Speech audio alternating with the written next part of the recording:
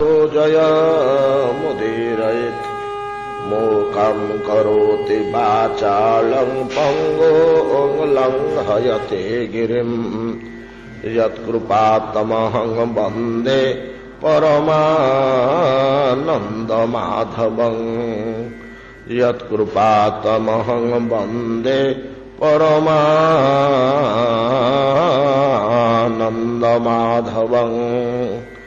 यत्कृपातमहं वन्दे परमानन्दमाधवं।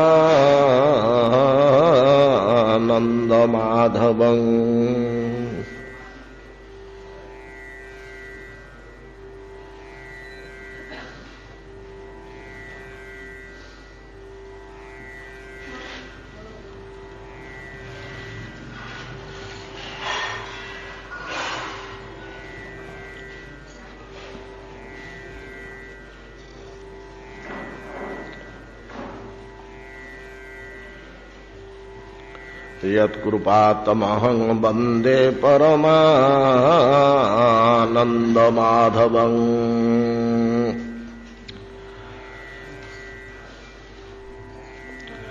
स्वच्छ निर्मल हारोपशोभकोरस्थलो विभू धत्ते चतुर्दश दिव्य जगत कौस्तुभ बिंबितम् निम्ननाभि हृदाविष्ट तन्नोरुमाळि मंजुळ हारः त्रिबलि मध्येन स्थाणुत्व परिणामकः सुरत्न मेखला दामना किंकिणी मौक्तिकस्रजा जगतलावण्य पुटके स्पीचौ देवस्य शोभितः जगनालंबे मुक्ताश्रक पीतचेलोपशोभितः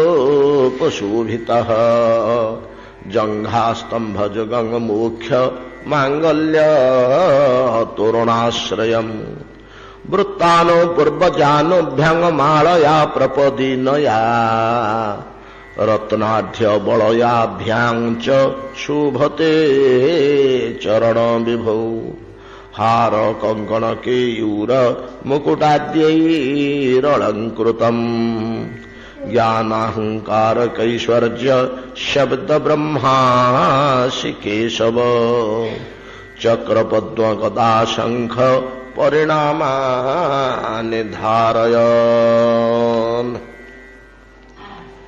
श्रील श्रीपाद महर्षि जैमिनी मुनि ऋषि मानक सम्मुखरे भगवान श्री जगन्नाथंकर अलौकिक चरितावली वर्णना करुछन्ति।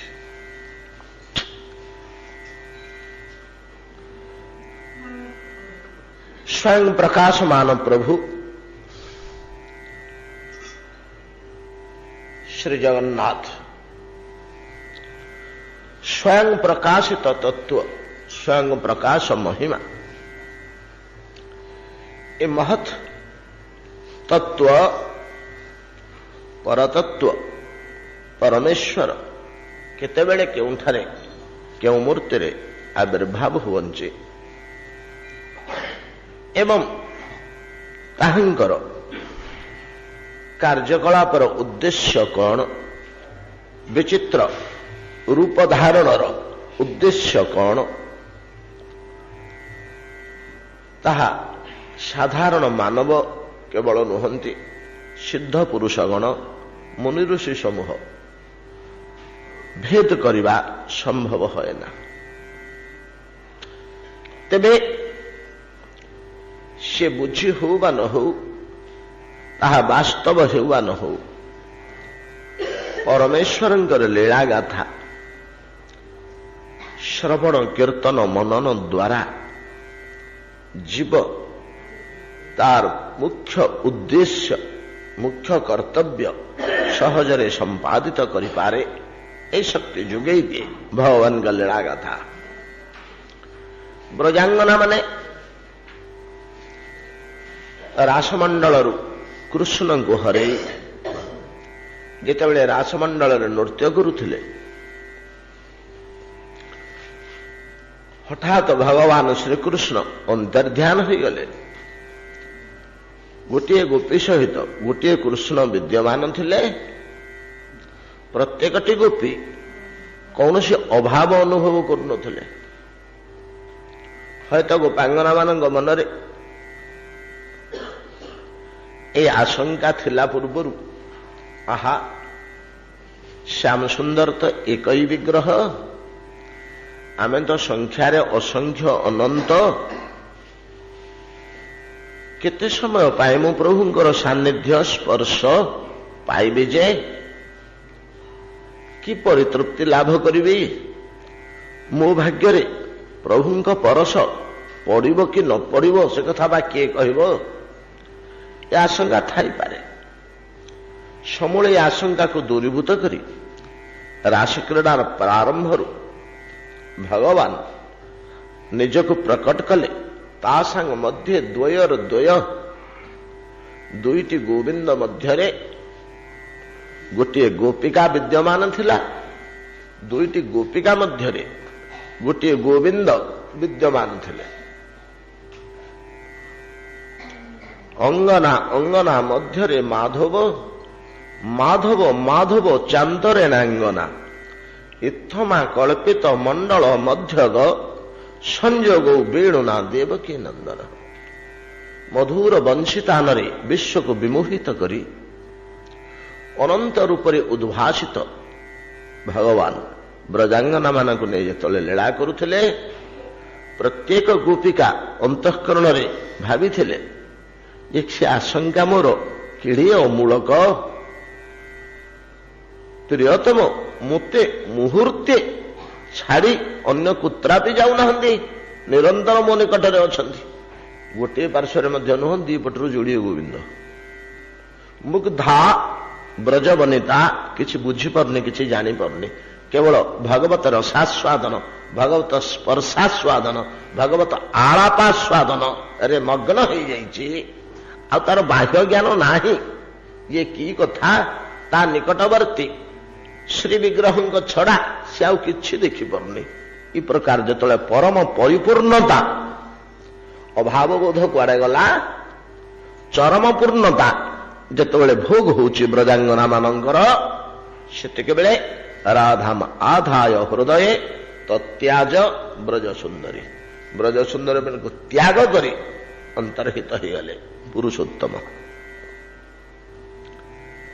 ଖୁବ୍ କାନ୍ଦିକିରି ବୋଲିଲେ, ବହୁତ ଖୋଜାଖୋଜି କଲେ, ଅନ୍ତରର ଅର୍ଘ୍ୟ ନିବେଦନ କଲେ, ବିରହ ବିଥିକା ଗାନ କଲେ। ବିଳାପର ଶେଷ ସୀମା, କୋଟି ବିଶ୍ୱ ବ୍ରଜାଙ୍ଗନା ମାନଙ୍କର ଏ ବିଳାପ ଆକୁଳତାରେ ଜର୍ଜରିତ ହେଇ ଉଠିଲା। ସମସ୍ତେ ବୃକ୍ଷ ଲତା ତରୁ ତୃଣ ଖଗ ମୃଗ ପଶୁପକ୍ଷୀ ମନୁଷ୍ୟ ଦେବତା ଯକ୍ଷ ରକ୍ଷ ଗନ୍ଧବ କିନ୍ନର ସମସ୍ତେ କୃଷ୍ଣ ବିରହରେ ବ୍ୟଥିତ ହୋଇ ପଡ଼ିଲେ। ସମସ୍ତେ ଯେପରି ବିରହ ଅନୁଭବ କଲେ। ଜଗତ ଗୋପାଙ୍ଗନା ମାନଙ୍କର ବିଳାପରେ ଅଭିଭୂତ କୋଟି ବ୍ରହ୍ମାଣ୍ଡ କୃଷ୍ଣ ବିରହର ନିଦାରୁଣ ତାପ ଭୋଗ କରିବାକୁ ଲାଗିଲେ। ସେତେବେଳେ ବ୍ରଜାଙ୍ଗନା ମାନେ ସୁନ୍ଦର ଭାବରେ କଥାଟିଏ କହିଛନ୍ତି।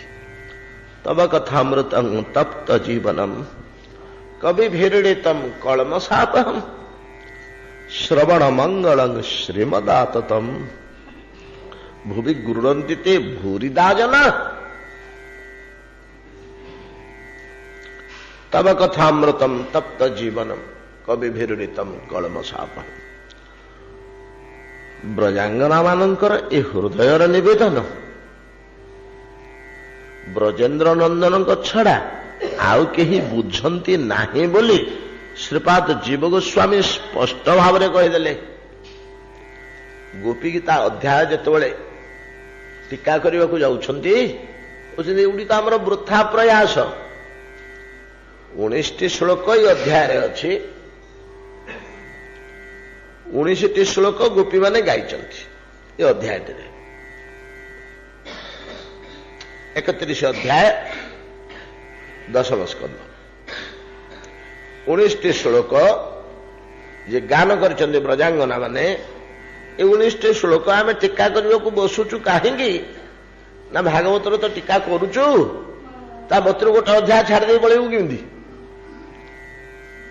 ତେଣୁ କମ ଅଞ୍ଚଳ କରି ଯାହା କିଛି ଲେଖିଦେବୁ। କିନ୍ତୁ ଏଠି କଣ କହୁଛନ୍ତି ଗୋପାଙ୍ଗନ ମାନେ? ଏକମାତ୍ର ଗୋବିନ୍ଦ ଛଡା ଆଉ କେହି ଅନୁଭବ କରିବନି, ଆଉ କେହି ଜାଣିପାରିବନି ତାଙ୍କ ଅନ୍ତରରେ କି ଭାବନା, ଏମାନେ କଣ କହୁଛନ୍ତି। ହଁ, ଆମେ ଶବ୍ଦାର୍ଥ ମାତ୍ର ବିଶ୍ଳେଷଣ କରିପାରୁ। ଏ ଶବ୍ଦର ଅର୍ଥ କଣ? ବ୍ୟାକରଣ ସୂତ୍ରକୁ ଧରି ଏଇ ଶବ୍ଦରେ ୟା କହିଲେ, ୟା ଶବ୍ଦରେ ତରୁ କହିଲେ ଗଛ, ୟା କହିବୁ। କିନ୍ତୁ ସେମାନଙ୍କର ଅନ୍ତରର ଭାବ ଏ ଶବ୍ଦ ମାଧ୍ୟମରେ ଯାହା ସେ ପ୍ରକାଶ କରୁଛନ୍ତି ସେଇଟାକୁ ଭେଦ କରିବା ପାଇଁ ଆମର କାହାର ଶକ୍ତି ନାହିଁ। କେବଳ ଭଗବାନ ହିଁ ତାଙ୍କ ଅନ୍ତରର ଭାବକୁ ବୁଝିବେ, ଜାଣିବେ। ଆଉ ଦ୍ୱିତୀୟ ଲୋକ ବୁଝିବା କିଏ ନାହିଁ। ମହାତ୍ମା ମହାପୁରୁଷଗଣ ପୂର୍ବେ ଯାହା ଲେଖି ଯାଇଛନ୍ତି ତାରି ଧାରାରେ ଆମେ କଣ ଟିକେ ଲେଖି ଦଉଛୁ, ଏଭଳିଆ କଥା। ତେଣୁ ଏ ଶ୍ଲୋକର ତାତ୍ପର୍ଯ୍ୟ ବୁଝିବା କଠିନ। 19ଟି ଯାକ ଶ୍ଲୋକର ବଡ ଗହୀର, ବଡ ଦୁରୂହ, ବଡ କଠିନ ଗୋପୀ ଗୀତ। ତାରି ଭିତରେ ଗୋଟିଏ ଶ୍ଲୋକରେ କହିଛନ୍ତି, ତବ କଥା ଅମୃତମ ତପ୍ତ ଜୀବନମ କବି ଭିରୁଡ଼ିତମ କଳମଶାପହମ୍। ଆଉ କିଛି ନ ହଉ, ପ୍ରଭୁଙ୍କର କଥା ଶୁଣିଲେ ଆମର କଳମଶ ତ ଦୂର ହେଇଯିବ, ସେତିକି ତ ହେଲେ ହବ। ଗୋପୀମାନେ ଏ ଭିତରେ ବହୁତ କଥା କହିଛନ୍ତି। ଏ ଶ୍ଲୋକର ପ୍ରଭାବ ଏପରି ଯେ ଆପଣମାନେ ଶୁଣିଲେ ଚକିତ ହେବେ। 500 ବର୍ଷ ପୂର୍ବେ ଶ୍ରୀମାନ ଚୈତନ୍ୟ ମହାପ୍ରଭୁ ଶ୍ରୀକ୍ଷେତ୍ରରେ ବିରାଜମାନ କରୁଥିଲେ। ଏଇଠି ପ୍ରଭୁ ଶ୍ରୀ ଜଗନ୍ନାଥଙ୍କୁ ଦର୍ଶନ କରି ଶ୍ରୀ ହରିନାମ ସଂକୀର୍ତ୍ତନ ପ୍ରଚାର ଏବଂ ଭଗବତ ପ୍ରେମ କିପରି ନିର୍ବାହ କରିବାକୁ ହୁଏ, ହରିଭକ୍ତି କହିଲେ କଣ, ବିଭୁ ପ୍ରେମ କହିଲେ କଣ, ପ୍ରେମ ଶବ୍ଦର କି ତାତ୍ପର୍ଯ୍ୟ, ପ୍ରେମ ଦ୍ୱାରା କିପରି ପୁରୁଷୋତ୍ତମକୁ ବାନ୍ଧିବାକୁ ହୁଏ, ତାର ଯେତେବେଳେ ପ୍ରଚାର ପ୍ରସାର କରୁଥିଲେ ଏବଂ ନିଜେ ଆଚରଣ କରି ଦେଖେଇ ଦଉଥିଲେ, ସେତିକି ବେଳେ ସମଗ୍ର ନୀଳାଚଳ ଧାମ ଶ୍ରୀମାନ ମହାପ୍ରଭୁଙ୍କର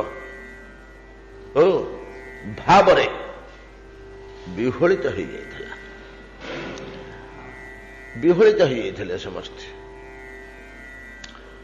ରାଜା ପ୍ରତାପରୁଦ୍ର ବହୁ ଚେଷ୍ଟା କଲେ ମହାପ୍ରଭୁଙ୍କୁ ଟିକେ ଦର୍ଶନ କରିବାକୁ। ମହାପ୍ରଭୁ ଚୈତନ୍ୟ ମହାପ୍ରଭୁ ଏ କଥାକୁ କର୍ଣ୍ଣପାତ କଲେନି। କହିଲେ ନା, ସନ୍ନ୍ୟାସୀର ରାଜଦର୍ଶନ ଅନୁଚିତ। ରାଜା ସାଥିରେ ସନ୍ନ୍ୟାସୀର ସମ୍ବନ୍ଧଟା କେବେ ହେଲେ ଭଲ ନୁହେଁ। ଜଣେ ସନ୍ନ୍ୟାସୀ ରାଜଦର୍ଶନ କରିବେ ନାହିଁ ବୋଲି ମହାପ୍ରଭୁ ନିର୍ଣ୍ଣୟ ଆଉ ଗ୍ରହଣ କଲେନି। ରାଜଗୁରୁ କାଶୀମିଶ୍ରଙ୍କ ଘରେ ତ ରହୁଥିଲେ। କାଶୀମିଶ୍ରଙ୍କୁ ଗୁରୁଙ୍କୁ କହିଲେ, ପ୍ରତାପରୁଦ୍ର ମତେ ଟିକେ ସମସ୍ତେ କହୁଛନ୍ତି ମହାପ୍ରଭୁ ଅଦ୍ଭୁତ ଅଦ୍ଭୁତ ଅଦ୍ଭୁତ, ମୁଁ ଟିକେ ଦର୍ଶନ କରନ୍ତି। ପ୍ରସଙ୍ଗ କ୍ରମେ ପୁତ୍ରତୁଲ୍ୟ ମହାପ୍ରଭୁଙ୍କୁ କାଶୀମିଶ୍ର ବହୁତ ନିବେଦନ କଲେ। ମହାପ୍ରଭୁ ବୁଝେଇଦେଲେ। କାଶୀମିଶ୍ର ପଣ୍ଡିତ ଲୋକ, ବିଦ୍ୱାନ ଲୋକ, ସେ ବୁଝିଗଲେ ବୋଲି ଠିକ କଥା କହୁଛନ୍ତି ମହାପ୍ରଭୁ, ହେଲେ ରାଜା ହେଇପାରିବନି। ତାପରେ ରାୟ ରାମାନନ୍ଦ ପ୍ରଭୃତି, ସ୍ୱରୂପ ଦାମୋଦର ପ୍ରଭୃତି, ଯେଉଁମାନେ ମହାପ୍ରଭୁଙ୍କର ଅତି ପ୍ରିୟ ଲୋକ, ସେମାନଙ୍କ ମାଧ୍ୟମରେ ପ୍ରତାପରୁଦ୍ର ଚେଷ୍ଟା କଲେ ମହାପ୍ରଭୁଙ୍କ ସହ ମିଶିବା ପାଇଁ। ଆଉ ଏମାନେ ସମସ୍ତେ ଆସି ନିବେଦନ କଲେ ଯେ ରାଜା ଅତି ବ୍ୟାକୁଳ ହେଇ ପଡୁଛନ୍ତି, ମହାପ୍ରଭୁ ଆପଣ ଥରେ ଅନୁମତି ଦିଅନ୍ତୁ, ରାଜା ଆସନ୍ତୁ, ଆପଣଙ୍କୁ ଦର୍ଶନ କରିକରି ଯାଆନ୍ତୁ, ଆଉ ମନା କରନ୍ତୁନି। ଆପଣ ମନା କଲେ ରାଜା ପ୍ରତାପରୁଦ୍ର ଦେହତ୍ୟାଗ କରିବେ ବୋଲି କହୁଛନ୍ତି। ଏପରି ତାଙ୍କର, ଆଉ କାହିଁ ବଞ୍ଚିବେ? ଲକ୍ଷ ଲକ୍ଷ ଲୋକ ଦର୍ଶନ କରୁଛନ୍ତି, ମୁଁ ଯଦି ଟିକେ ଦର୍ଶନ କରିପାରିବିନି ମହାପ୍ରଭୁଙ୍କୁ, ତାହେଲେ ବଞ୍ଚରେ ହେଇକରି ମୋର ଲାଭ କଣ? এই ପ୍ରକାର ମୁଗ୍ଧ ହୋଇଯାଇଛନ୍ତି ସେ। ଆପଣଙ୍କ ଗୁଣରାଶି ଶ୍ରବଣ କରି ଆପଣ ଅନୁମତି ଦିଅନ୍ତୁ। ମହାପ୍ରଭୁ ଗୋଟେ ପଦ ଉତ୍ତର ଦେଇଥିଲେ, ଦେଖ ଭାଇମାନେ, ମତେ ଯଦି ଏ କଥା ଦ୍ୱିତୀୟ ବାର ତୁମେ ଆଉ ନିବେଦନ କରିବ, ମୁଁ ନୀଳାଚଳ ପରିତ୍ୟାଗ କରିବି, ଅନ୍ୟତ୍ର ଚାଲିଯିବି। ଏତିକିରେ କଥା ଶେଷ। ଆଉ କେହି ନିବେଦନ କରିନାହାନ୍ତି। ଯେତେବେଳେ ମହାପ୍ରଭୁ କଠୋର ଭାବରେ କହିଲେ ଚୈତନ୍ୟ ମହାପ୍ରଭୁ ଯେ ଦ୍ୱିତୀୟ ଥର ଯଦି ଆଉ ତୁମମାନେ ମତେ ଏ କଥା କହ, ତୁମମାନେ ମୋର ପ୍ରିୟ ସଙ୍ଗୀ ପ୍ରିୟ ପାତ୍ର, ତୁମ କଥା ମୁଁ ଭାଙ୍ଗି ପାରୁନି, ନାହିଁ କରିପାରୁନି, କିନ୍ତୁ ଦ୍ୱିତୀୟ ଥର ଯଦି ତମେ ଏ କଥା ମତେ ଆଉ କହିବ ତାହେଲେ ମୁଁ ନୀଳାଚଳ ପରିତ୍ୟାଗ କରି ପୁରୀ ପରିତ୍ୟାଗ କରି ଅନ୍ୟତ୍ର ଚାଲିଯିବି। ସମସ୍ତେ ଚୁପ ହେଇଗଲେ, ଆଉ କିଛି କାହାର କହିବାର ନାହିଁ। ପଳେଇଲା କିଛି ଜଣ। ରଥଯାତ୍ରା ହେଲା। ରଥଯାତ୍ରାରେ ମହାପ୍ରଭୁ ଉନ୍ମାଦିତ ହେଇ ଯେମିତି ରଥ ଆଗରେ ଆଗରେ କୀର୍ତ୍ତନ କରି କରି ଯାଆନ୍ତି, ଗୁଣ୍ଡିଚା ଘର ସଫା କରିଥାନ୍ତି, ପ୍ରିୟତମ ମୋର ଆସିବେ ବୋଲି ନିଜକୁ ରାଧା ଭାବରେ ଭାବିତ କରି ମୋ ଗୃହକୁ ଆଜି ପ୍ରିୟତମ ଆସୁଛନ୍ତି, ଏଇ ଭାବରେ ମୋ ଗୃହକୁ ଆଜି ଆସୁଛନ୍ତି ପ୍ରିୟତମ ପୁରୁଷ ବୋଲି କାଲ ଆସବେ ପ୍ରାଣ ବନ୍ଧୁଆ ଆଜ କୁଞ୍ଜ ସାଜୋଗ, ଏଇ ପଦ ଗାଇ ଗାଇ ଗୁଣ୍ଡିଚା ମାର୍ଜନ କରିଥିଲେ। ଆଉ ଯୋଉ ସୁନ୍ଦର ପଦ ଗୁଡିକ ଗାନ କରିଥିଲେ, ରଥ ଆଗରେ ଆଗରେ ନାଚି ନାଚି ଯାଉଥିଲେ, ସ୍ୱାଗତ କରି ନେଉଥିଲେ ନିଜ ପଲଙ୍କ ଉପରକୁ ନିଜର ପ୍ରିୟତମକୁ ଏଇ ଭାବରେ, ଏଇ ଢଙ୍ଗରେ। ଏବଂ ଦଶମୀର ପୂର୍ବ ଦିନ ନବମୀ ତିଥିରେ ମହାପ୍ରଭୁ କାନ୍ଦିଥିଲେ, କାଲି ପଳେଇବେ ବୋଲି ମୋ ଘରୁ। ତାକୁ ଆକ୍ଷେପ କୀର୍ତ୍ତନ କୁହାଯାଏ। ଇଏ ଲୁପ୍ତ ହେଇଗଲାଣି। ଯାହା ହଉ ଏପର୍ଯ୍ୟନ୍ତ ସେଇ ଶ୍ରୁତି ଝାଞ୍ଜପିଟା ମଠ ତରଫରୁ ଉଜ୍ଜୀବିତ ଅଛି କିଛିଟା। ଏ ବାବାଜୀ ବଡ ବାବାଜୀଙ୍କ ଯୋଗୁଁ ଯାହା ଯାହା ମହାପ୍ରଭୁ କହିଥିଲେ ଏବେ ବି ନବମୀ ଦିନ, ବାହୁଡା ଦଶମୀର ପୂର୍ବ ଦିନ କୀର୍ତ୍ତନ ହୁଏ ଝାଞ୍ଜପିଟା ତରଫରୁ ଗୁଣ୍ଡିଚା ମନ୍ଦିର ବେଢାରେ। ତା ପାଇଁ ଆମର ପରମିଶନ ବି ଅଛି ବହୁତ କାଳରୁ। ସେଠି ଆକ୍ଷେପ କୀର୍ତ୍ତନ ତାକୁ କୁହାଯାଏ। ଆକ୍ଷେପ ନିଜ ଭାଗ୍ୟକୁ ଧିକ୍କାର କରୁଛନ୍ତି। ଟିକେ ପାଇଥିଲି ହରେଇ ଦଉଛି, କାଲି ପଳେଇବେ, ତାକୁ ଆକ୍ଷେପ କୀର୍ତ୍ତନ କୁହାଯାଏ। ଏ ଆକ୍ଷେପ କୀର୍ତ୍ତନ ବଡ ହୃଦୟ ସ୍ପର୍ଶୀ। ବାଜି ମା ସେ ଗାଆନ୍ତି, ବଡ ବାଜି ବତେଇଥିଲେ ଏଇ ଢଙ୍ଗରେ ଗାଇବୁ ରାମ। ଭଲ ଗାଆନ୍ତି ତ ଇଏ, ସେ ବତାନ୍ତି, ସେମାନେ ଭୋଗ କରୁଥିଲେ। ଏବଂ ଅଦ୍ୟାବଧି ରଥ ଆଗରେ କୀର୍ତ୍ତନ ଝାଞ୍ଜପିଟା ମଠ ତରଫରୁ ବାଜିମା ସ୍ୱୟଂ ଚିତ୍ରପଟ ନେଇ, ବଡ ବାଜିଙ୍କ ଚିତ୍ରପଟ ନେଇ କୀର୍ତ୍ତନଟିଏ ଯାଏ ସେ ଭିଡ ଭିତରେ। ଏବଂ ରଥ ଯେତେବେଳେ ଅଟକି ଯିବ ସେଇଠି ବି ଗୋଟିଏ କୀର୍ତ୍ତନ ବସିକିରି ବାଲିରେ ଗୁଣ୍ଡିଚାହାର ସାମ୍ନାରେ ହୁଏ। ଏତକ ଅଛି ବନ୍ଦ ବଜାୟ ରଖିଛୁ ଆମେ। ଅନ୍ୟ କୌଣସି ମଠ ଏ ସ୍ମୃତି ଆଉ ରକ୍ଷା କରିନାହାନ୍ତି, ଲୁପ୍ତ ହେଇଗଲାଣି। ଝାଞ୍ଜପିଟା ତରଫରୁ ଏତକ ବଞ୍ଚି ରହିଛି। ଆକ୍ଷେପ କୀର୍ତ୍ତନ, ରଥ ଆଗରେ କୀର୍ତ୍ତନ ଏବଂ ବୈଠକ କୀର୍ତ୍ତନ ରଥ ସାମ୍ନାରେ। ମହାପ୍ରଭୁ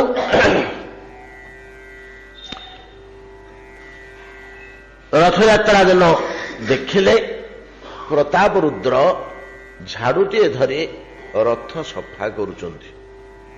ସେଇଠି ହୃଦୟ ବିଗଳିତ ହେଲା। ବୋଲେ ଓହୋ, ରାଜା ହେଲେ ମଧ୍ୟ ସେବାର ଚରମ ସୌଭାଗ୍ୟ ପାଇଛି। ପ୍ରଭୁଙ୍କର ଗୃହମାର୍ଜନ, ଘର ପୋଛିବା, ଘର ସଫା କରିବା, ସେବା ଭିତରେ ଶ୍ରେଷ୍ଠତମ ସେବା। ରୋଷେଇ କରିଦବା, ଅନ୍ନ ଖୁଆଇଦବା, ବେଶ କରିଦବା, ଘର ସଫା କରିଦବା, ଗାଧେଇ ଦବା, ଏମିତି ସେବା ମାନଙ୍କ ଭିତରେ ଗୋଟେ ସର୍ବୋତ୍କୃଷ୍ଟ ସେବା। କାହିଁକି ଏଟା ସିଧାସଳଖ ଶ୍ରୀଅଙ୍ଗ ସେବା। ଓହୋ, ଏ ପ୍ରତାପ ରୁଦ୍ର ଏତେ ବଡ ସେବା ପାଇଛି, ଏତେ ବଡ ସେବା ପାଇଛି, ଏତିକି କୃପା ୟା ପ୍ରତି ପ୍ରଭୁଙ୍କର। ଏତକ ତାଙ୍କ ପାଟିରୁ ବାହାରି ପଡିଲା। ଯିଏ ପାଖରେ ଥିଲେ ସେମାନେ ପ୍ରତାପ ରୁଦ୍ରଙ୍କୁ ଯାଇ କହିଲେ, ମହାରାଜ, ଆଜି ଯେତେବେଳେ ଆପଣ ରଥ ମାର୍ଜନ କରୁଥିଲେ ସେତେବେଳେ ମହାପ୍ରଭୁ ଭାବାବିଷ୍ଟ ହୋଇପଡ଼ିଲେ। ତୁମ କାର୍ଯ୍ୟକଳାପ ଦେଖି, ତୁମ ସେବା ସୌଭାଗ୍ୟ ଦେଖି। ଆମେ ତ ଏତକ ପାଇଲୁନି କିଏ ସେବା ଟିକେ କରିବାକୁ, ତ ପ୍ରଭୁଙ୍କର ସେବା ଟିକେ କରିବାକୁ ସୁଯୋଗ ପାଇଛି।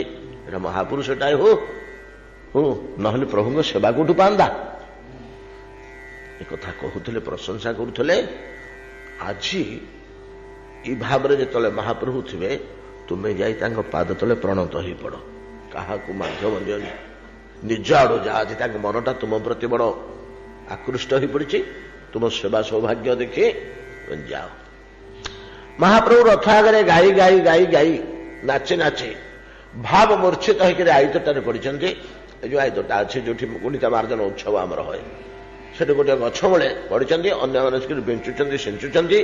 ଏତେବେଳେ ରାଜକୀୟ ବେଶ ପରିତ୍ୟାଗ କରି ସାଧାରଣ ଧୋତି ଚାଦର ପିନ୍ଧି ପ୍ରତାପ ରୁଦ୍ରଙ୍କୁ କାଶୀ ମିଶ୍ର ନେଇ ବତେଇ ଦଉଛନ୍ତି, ଯାଅ। ସ୍ୱରୂପ ଦାମୋଦର କହିଲେ, ମହାରାଜ ଗୋପୀ ଗୀତାର ଗୋଟେ ପଦ ଗାନ କର। ବର୍ତ୍ତମାନ ସେଇ ଭାବରେ ସେ ଅଛନ୍ତି, ସେଟା ମ୍ୟାଚ୍ କରିବ ତାଙ୍କ କାନକୁ, ମ୍ୟାଚ୍ କରିବ। ସେତିକିବେଳେ ଏଇ ଶ୍ଲୋକଟି ପ୍ରତାପ ରୁଦ୍ର ଗାଇଥିଲେ।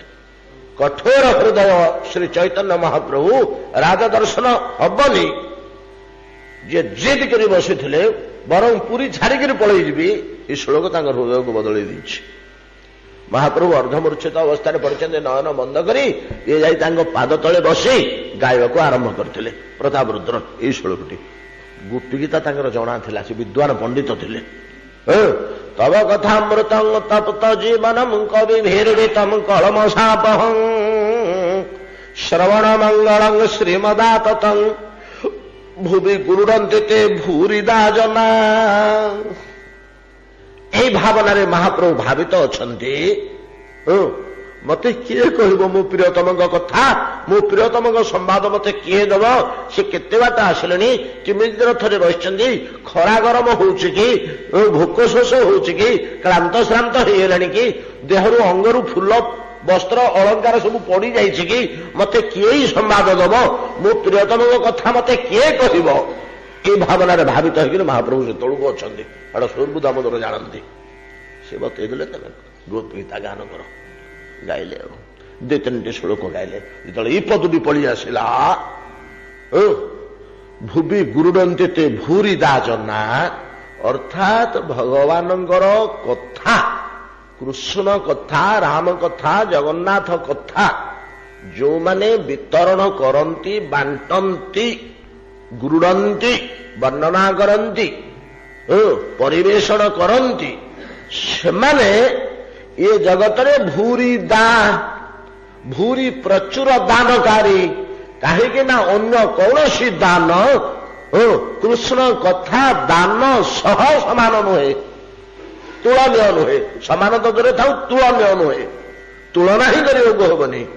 କୃଷ୍ଣ କଥା ଦାନ, ଭଗବତ କଥା ଦାନ, ଭୂରିଦ, ଭୂରି ଦାନ, ଏଇଭଳିଆ ଗୋଟିଏ ଦାନ ଯେ ରତ୍ନ ଦାନ, କନ୍ୟା ଦାନ, ଭୂଦାନ, ଅନ୍ନ ଦାନ, ବସ୍ତ୍ର ଦାନ, ରାଜ୍ୟ ଦାନ, ସ୍ୱର୍ଗକୁ ଦାନ କରିଦେଲେ ମଧ୍ୟ ଭଗବତ କଥା ଦାନ ସହ କୌଣସି ଦାନ ତୁଳନୀୟ ନୁହେଁ। ଭୁବି ଗୁରୁଡ଼ନ୍ତି, ଯୋଉମାନେ ଜଗତରେ ବାଣ୍ଟି ବାଣ୍ଟି ବୁଲନ୍ତି ଭଗବତ କଥା, ସେମାନଙ୍କର ଦାନ ଅତୁଳନୀୟ। ଅନ୍ୟ କୌଣସି ଦାନ ତା ସାଥିରେ ତୁଳନା ହେଇପାରିବନି। ଭୁବି ଗୁରୁଡ଼ନ୍ତି ତେ ଭୂରିଦା ଜନା, ତେ ଜନା ଭୂରିଦା, ସେ ଲୋକମାନେ ଭୂରି ଦାନ କରନ୍ତି। କାହିଁକି ନା ଆତ୍ମାଙ୍କୁ ଧୌତ କରିବା ନିମନ୍ତେ ଅନ୍ୟ କୌଣସି ପଦାର୍ଥ ସମର୍ଥ ନୁହେଁ, କୃଷ୍ଣ କଥା ବ୍ୟତିରେକ, ଭଗବତ କଥା ବ୍ୟତିରେକ। ଆତ୍ମା ଧୌତ ନ ହେଲା ପର୍ଯ୍ୟନ୍ତ ଜୀବ ଈଶ୍ୱରଙ୍କୁ ଅନୁଭବ କରିପାରିବନି। ଈଶ୍ୱରଙ୍କୁ ଅନୁଭବ ନ କଲା ପର୍ଯ୍ୟନ୍ତ ତାର କେବେ ହେଲେ କଲ୍ୟାଣ ହବନି, କେବେ ହେଲେ କଲ୍ୟାଣ ହବନି। ନରକ ଆଡକୁ ଗତି ହବ ସିନା, କେବେ ହେଲେ କଲ୍ୟାଣ ହବନି। ଏଣୁ ଭୂରି ଦାଜନା, ଏ ଶ୍ଲୋକର ତାତ୍ପର୍ଯ୍ୟ ଏ ଆଶେଷ ପାଦଟିର। ଏଇଟା ଯେତେବେଳେ ବାହାରି ପଡ଼ିଲା ପ୍ରତାପ ରୁଦ୍ରଙ୍କ ମୁହଁରୁ, ସାଙ୍ଗେ ସାଙ୍ଗେ ମହାପ୍ରଭୁ ଉଠି ପଡ଼ିଲେ, ଭିଡ଼ିକିରି ହୃଦୟରେ ଜାକିକିରି ପ୍ରତାପ ରୁଦ୍ରଙ୍କୁ କହିଲେ, ଓହୋ ଭୂରିଦା, ଭୂରିଦା, ତୁମେ ମତେ ଭୂରି ଦାନ କଲ, ଭୂରି ଦାନ କଲ। ସେଇ ଭାବରେ ସେ ଥିଲେ ତ। ଗୋପୀ ଗୀତାର 4ଟି ଶ୍ଲୋକ ଶୁଣିଦେଇ, ଯୋଉ ଶ୍ଲୋକର ଏପରି ମହିମା ଯେ ଯେଉଁ ମହାପ୍ରଭୁ ଜିଦଖୋର ହେଇ ବସିଥିଲେ, ରାଜ ଦର୍ଶନ ମୋର ଆବଶ୍ୟକ ନାହିଁ, ରାଜା ସହିତ ମୁଁ ସମ୍ଭାଷଣ କରିବି ନାହିଁ, ସନ୍ନ୍ୟାସୀର ରାଜ ସମ୍ବନ୍ଧ ଉଚିତ ନୁହେଁ, ସନ୍ନ୍ୟାସୀ ରାଜ ସମ୍ବନ୍ଧ ଯୋଡ଼ିଲେ ବହୁତ କ୍ଷତି। କଣ କ୍ଷତି ଆମେ ଏଇଲେ ଆଲୋଚନା କରିବାନି, ବହୁ ଜିନିଷ, ବହୁତ କଥା ଅଛି, ଆପଣ ଅନୁଭବ କରିବେ ବାସ୍ତବ କ୍ଷତି। ତେଣୁ ମହାପ୍ରଭୁ ଚାହୁଁନଥିଲେ ରାଜ ସମ୍ଭାଷଣ। କିନ୍ତୁ ସେଇ ମହାପ୍ରଭୁ ନିଜ ତରଫରୁ ଉଠି ପ୍ରତାପରୁଦ୍ରଙ୍କୁ କଠୋର ଭାବରେ ଆଲିଙ୍ଗନ କରି ଧରିଲେ। କୃଷ୍ଣଦାସ କବିରାଜ ଗୋସ୍ୱାମୀ କହୁଛନ୍ତି, ବହୁ ଯୁଦ୍ଧରେ ଖଡ୍ଗ ଚାଳନ କରି ଶକ୍ତିଶାଳୀ ବଜ୍ରବତ ଲୌହତୁଲ୍ୟ ଅଙ୍ଗ ରାଜା ପ୍ରତାପରୁଦ୍ର କ୍ଷତ୍ରିୟ ପୁରୁଷ ରାଜପୁରୁଷ ମହାପ୍ରଭୁଙ୍କର ନିବିଡ଼ ଆଲିଙ୍ଗନ ଏତେ ଜୋର ଥିଲା ଯେ ଅନୁଭବ କଲେ ମୋ ପ୍ରାଣ ପଳେଇବ କି, ଏତେ ଜୋରରେ ଚିପିକିରି ବାବାଜୀବତୀ ଧରୁଛନ୍ତି। ସୁଦୃଢ ଲୋକଟେ, ବଳଶାଳୀ ପହଲିମାନ ଲୋକଟେ, ଖୁବ ଲମ୍ବା ଖୁବ ଉଚ୍ଚା, ମହାପ୍ରଭୁ ମଧ୍ୟ ଉଚ୍ଚା, ନଗରୋଧ ପରିମଣ୍ଡଳ ତନୁ ତ ମହାପ୍ରଭୁ ବିରାଟ ଶରୀର। ଏ ତ ପାଦ ଚିହ୍ନ ଆମେ ଦେଖୁଛେ ହାତେ ଲେଖେ ଲମ୍ବ ପାଦ ଗୁଡାକ। ତ ପ୍ରତାପରୁଦ୍ର ଶଙ୍କିତ ହୋଇପଡ଼ିଲେ, ମୁଁ ପ୍ରାଣ ଚାଲିଯିବ କି, ଏ କେତେ ଜୋରରେ ମତେ ଭିଡ଼ିକିରି ଧରୁଛନ୍ତି। ସେଇଠି ପ୍ରତାପରୁଦ୍ରଙ୍କର ଅନୁଭବ ହେଲା, ଏଇଟା ମନୁଷ୍ୟ ନୁହେଁକିରି, ଗୋଟେ ମନୁଷ୍ୟର ଏତିକି ଶକ୍ତି ହବନି। ଗୋଟେ ମନୁଷ୍ୟର କୌଣସି ସମୟରେ ଏତିକି ଶକ୍ତି ହବନି। ଯୋଉ ଚାପଟା ଆଲିଙ୍ଗନର ଗାଢ ଆଲିଙ୍ଗନର ଯୋଉ ଚାପ ସେ ଅନୁଭବ କଲେ। ଏ ପ୍ରକାର ଭଗବତ କଥାର ମୂଲ୍ୟ, ସେଇ କଥା ଆମମାନେ ପ୍ରଭୁ ଦାରୁ ବ୍ରହ୍ମଙ୍କର କଥା ଶ୍ରବଣ କରୁଛେ, ଆଲୋଚନା କରି ଆସିଛେ। ବିଦ୍ୟାପତି ମହାଶୟ ବଡ଼ ସୁନ୍ଦର ଭାବରେ କହିଲେ, ଶଙ୍ଖ ଚକ୍ର ଗଦା ପଦ୍ମରେ 4 ଗୋଟି ଅସ୍ତ୍ର ଧାରଣ କରିଛନ୍ତି ହାତରେ। ଜ୍ଞାନ ଅହଙ୍କାର ଐଶ୍ୱର୍ଯ୍ୟ ଶବ୍ଦ ବ୍ରହ୍ମାସି କେଶବ। ତ ଜ୍ଞାନ ଅହଙ୍କାର ଐଶ୍ୱର୍ଯ୍ୟ ଓ ଶବ୍ଦ ବ୍ରହ୍ମ କହିଲେ ବେଦ। ଏ 4ଟିର ପ୍ରତୀକ ହଉଛି କଣ ନା ଚକ୍ର ପଦ୍ମ ଗଦା ସଙ୍ଗ ଶଙ୍ଖ ପରିଣାମାନେ କେଶବ। ଏ ହଉଛି 4ଟି ପଦାର୍ଥର ପରିଣାମ। ଚକ୍ର ପଦ୍ମ ଗଦା ଶଙ୍ଖ ପରିଣାମାନି ଧାରୟମ୍ ସର୍ବାସାଦ୍ୟୋତକ ଦେବ ନୀଳାଦ୍ରିରୁପରି ସ୍ଥିତ ଭଗତ୍ୟା ପ୍ରଣମ୍ୟ ଦୃଷ୍ଟ୍ୱାଜଂ ଦେହବନ୍ଧାତ ପ୍ରମୁଚ୍ୟତେ। ମହାରାଜ ଇନ୍ଦ୍ରଦମ୍ନ এই ପ୍ରକାର ଯୋଉ ହିସାବରେ ମୁଁ ବର୍ଣ୍ଣନା କଲି, ମୂର୍ତ୍ତି ରସୌଷ୍ଠବ ଅଙ୍ଗଲଲାମ ତନୁ ଶୋଭା ରୂପ ମାଧୁରୀ ଅଙ୍ଗ ଛଟା ଯାହା ବର୍ଣ୍ଣନା କଲି, এই ପ୍ରକାର ପ୍ରଭୁ ସର୍ବାଶା ଦ୍ୟୋତକ ଆଶା ଦିଗ। ଆଶା ଶବ୍ଦର ଅର୍ଥ ହେଉଛି ଦିଗ। ଆମେ ହତାଶା ନିରାଶା ଇତ୍ୟାଦି ସବୁ ଶବ୍ଦରେ ମନର ଭାବନାକୁ ଆଶା ବୋଲି କହୁ। ଆଶା ବାସନା କାମନା। ଆଉ ଗୋଟିଏ ଆଶାର ଅନ୍ୟ ଶବ୍ଦ ହେଉଛି ଦିଗ। ପୂର୍ବାଶା କହିଲେ ପୂର୍ବ ଦିଗ, ଉତ୍ତରାଶା କହିଲେ ଉତ୍ତର ଦିଗ, ସର୍ବାଶା 10 ଦିଗ। ଦିଗ ସବୁ 10ଟି। ପ୍ରାଚୀ ପ୍ରତୀଚୀ ଉଦୀଚୀ ଅବାଚୀ ଅଗ୍ନି ବାୟୁ ନୈଋତ ଐଶାନ୍ୟ ଊର୍ଧ୍ୱ ଅଧ ଦିଗ ସବୁ 10। ତାକୁ 10 ଦିଗ କୁହାଯାଏ। এই যে 10 ଦିଗ 10ଟି ଆଗ ଦିଗକୁ ସର୍ବାଶା ଦ୍ୟୋତକ ଦେବ। ଶବ୍ଦର ତାତ୍ପର୍ଯ୍ୟ କଣ? ସର୍ବାଶା ଦ୍ୟୋତକ ଦେବ। ଶ୍ରୀ ପ୍ରତିଭା ପାଦଠାରୁ ମସ୍ତକ ପର୍ଯ୍ୟନ୍ତ ଯାହା ବର୍ଣ୍ଣନା କଲେ ବିଦ୍ୟାପତି, ସମୁଦାୟ ଅଙ୍ଗ ଲାବଣ୍ୟ ଏକତ୍ରିତ ହେଇ ଏକ ଆଭା ବିକିରଣ କରୁଛି ଯେ 10ଟା ଏକ ଦିଗକୁ ଉଜ୍ଜଳ କରି ପକାଉଛି। ତେଜ ଅବଶ୍ୟ ଏ ତେଜ ଜଡ଼ ଆଲୋକମୟ ତେଜ ନୁହେଁ, ଆଧ୍ୟାତ୍ମିକ ତେଜ, ଭକ୍ତିମୟ ତେଜ, ପବିତ୍ରମୟ ତେଜ, ଶାନ୍ତିମୟ ତେଜ, ସୁଖମୟ ତେଜ, ଆନନ୍ଦମୟ ତେଜ, ଆଧ୍ୟାତ୍ମିକ ତେଜ। ଜ୍ୟୋତି ଚତୁର୍ଦିଗକୁ ବିଚ୍ଛୁରିତ ହୋଇ ପଡୁଛି। ଏ ଶ୍ରୀମୂର୍ତ୍ତିରୁ ଦର୍ଶନ କରି ପକେଇଲେ, ଦେଖିଦେଲେ ମନେ ହଉଛି এই ମୂର୍ତ୍ତି 10 ଦିଗକୁ ଉଜ୍ଜଳ କରି ପକଉଛି। 10 ଦିଗକୁ ଉଜ୍ଜଳ କରି ପକଉଛି। କି ଉଜ୍ଜଳିବା? ଅନ୍ଧକାରକୁ ଦୂର କରୁଛି। କେରୋସିନି ବତି ଭଳିଆ ନୁହଁ। ତେବେ କେଉଁ ଯୋଉ ତାମସ ଦୁଃଖ ତାପ ଦୈନ୍ୟ ବିଷାଦ ପୀଡ଼ା ଇତ୍ୟାଦି ଦୁଶ୍ଚିନ୍ତା ଦୁଃଖ ଭୋଗ ଇତ୍ୟାଦି ଏଟାକୁ ସମ୍ପୂର୍ଣ୍ଣ ଦୂର କରି ଉଜ୍ଜ୍ୱଳତ ଉଲ୍ଲସିତ ଦଶ ଦିଗ ଯୁଆଡ଼କୁ ଇତ୍ୟାଦି ଯାଉଛି ମନରେ ପରମ ଆନନ୍ଦ ପରମ ହର୍ଷ ପରମ ଉତ୍ଫୁଲ୍ଲତା ପରମ ପବିତ୍ରତା ପରମ ଆଧ୍ୟାତ୍ମିକତା ପରମ ଧର୍ମମୟ ବିଶ୍ୱାସ ପରମ ତେଜ ପରମ ସାହସ ଏସବୁ ଅନ୍ତଃକରଣ ଭିତରେ ସୃଷ୍ଟି କରୁଛି। ଚତୁର୍ଦିଗକୁ ବିଚଳିତ ହୋଇ ସର୍ବାଶା ଦ୍ୟୌତକ ଦେବ ଦେବ ନୀଳମାଧବ ସର୍ବାଶା ଦ୍ୟୌତକ ଦେବ ନୀଳାଦ୍ରେର ଉପରି ସ୍ଥିତ ନୀଳାଦ୍ରି ପର୍ବତର ଶିଖର ଭାଗରେ ଅବସ୍ଥାନ ପୂର୍ବକ ଦଶ ଦିଗକୁ ଏହି ପ୍ରକାର ପରମାନନ୍ଦ ବିକିରିତ କରି ଅବସ୍ଥାନ କରୁଛନ୍ତି ଯେ ମହାରାଜ ଇନ୍ଦ୍ରଦମ୍ନ ଯହ ଯେଉଁ ବ୍ୟକ୍ତି ଭଗତ୍ୟା ପ୍ରଣମ୍ୟ ଭକ୍ତି ସହକାରେ ପ୍ରଣାମଟିଏ କରିଦେବ ଏ ମୂର୍ତ୍ତିଙ୍କ ଶ୍ରୀଚରଣରେ ୟାଙ୍କ ମହିମା ଏପରି ଭଗତ୍ୟା ପ୍ରଣମ୍ୟ ଯିଏ ଦର୍ଶନ କରିଦେବ ଟିକେ ଆଖି ପଡ଼ିଗଲା ଭକ୍ତି ଆସିଗଲା ମୁଣ୍ଡିଆ ଟିଏ ମାରିଦେଲା ଏ ବିଗ୍ରହଙ୍କୁ ଚାହିଁ ଦେଲେ ଆପେ ହୃଦୟରେ ଭକ୍ତି ପଡ଼ି ଆସିବ। ଭକ୍ତି ଆସିଲା କ୍ଷଣି ତ ନିଶ୍ଚୟ ମଣିଷଟା ପ୍ରଣତ ହେଇ ପଡ଼ିବ ନା। ଯାହାର ହୃଦୟରେ ଭକ୍ତି ଆସିଗଲା ସେ ତ ମୁଣ୍ଡ ନୁଆଇଁ ଦେବ।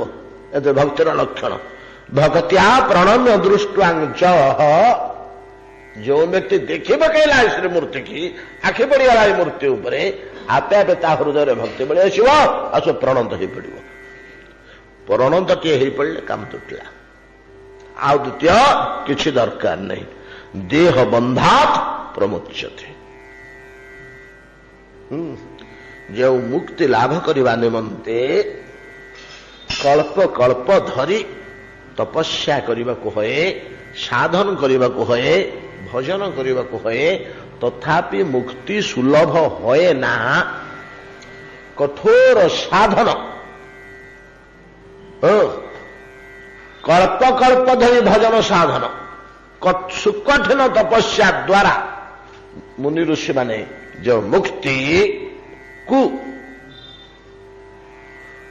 ସହଜରେ କରତଳଗତ କରିପାରନ୍ତି ନାହିଁ ମୁକ୍ତି ପାଇପାରନ୍ତି ନାହିଁ ସେ ମୁକ୍ତି ଦେହ ବନ୍ଧରୁ ବିମୋଚନ ତାର ନା ମୁକ୍ତି। ଆମେ କୋଉଠି ବାନ୍ଧି ଯାଇଛେ ଦେହ ଭିତରେ ବାନ୍ଧି ଯାଇଛେ। ଏ ରକ୍ତ ମାଂସମୟ ଦେହ ତାକୁ ବାନ୍ଧି ଦେଇଛି। ଅବଶ୍ୟ ରକ୍ତ ମାଂସମୟ ଦେହ ବାନ୍ଧିନି ପ୍ରକୃତରେ କିଏ ବାନ୍ଧିଛି? ଆତ୍ମାଟାକୁ କିଏ ବାନ୍ଧିକି ରଖିଛି? ପଞ୍ଜୁରୀ ଭିତରେ ପରା ସାରି ପଡ଼ିଯାଇଛି। ଭୁଲି ଯାଉଛନ୍ତି କି ଆତ୍ମତତ୍ତ୍ୱ କଥା କେତେ ଆଲୋଚନା କରିছে। ଏଟା ତ ଆମର ବହୁତ ଦିନ ପୂର୍ବର କଥା ନାଇଁ କି? ଗୋଟିଏ ପଞ୍ଜୁରୀ ସେ ପଞ୍ଜୁରୀର କେତେ ଖଣ୍ଡ କାଠି ଦିଏ? 18 ଖଣ୍ଡ କାଠି।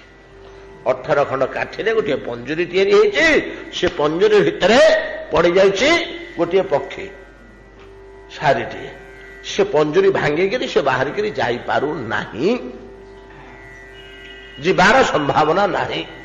ସେ ପଞ୍ଜୁରୀଟି ଉପରେ ରକ୍ତ ମାଂସ ଇତ୍ୟାଦି ସବୁ ଦେହଟିଏ ଆବରଣ ହେଇଛି। ଯେମିତି ପଞ୍ଜୁରୀ ଉପରେ ଆମେ ବସ୍ତ୍ରଟିଏ ଗୁଡ଼େଇ ଦଉଛେ ପଞ୍ଜୁରୀଟିଏ ଅଛି ତା ଭିତରେ ଶୁଆଟିଏ ବସିଛେ ଖରା ପଡ଼ିଲା ଯେ ଶୀତ ଦିନ ଚଦର ଖଣ୍ଡେ ଘେରେଇ ଦେବି ତା ଦେହରେ ଥଣ୍ଡା ପବନ ପଶିବନି ଭିତରକୁ ଚଦରଟିଏ ଯେମିତି ଘେରେଇ ଦଉଛେ କିନ୍ତୁ ପଞ୍ଜୁରୀ ଉପରେ ଏ ଚର୍ମ ରକ୍ତ ମାଂସ ଅସ୍ଥି ମଜ୍ଜା ଇଏ ସେ ଚଦର ଘେରେଇଲା ଭଳିଆ।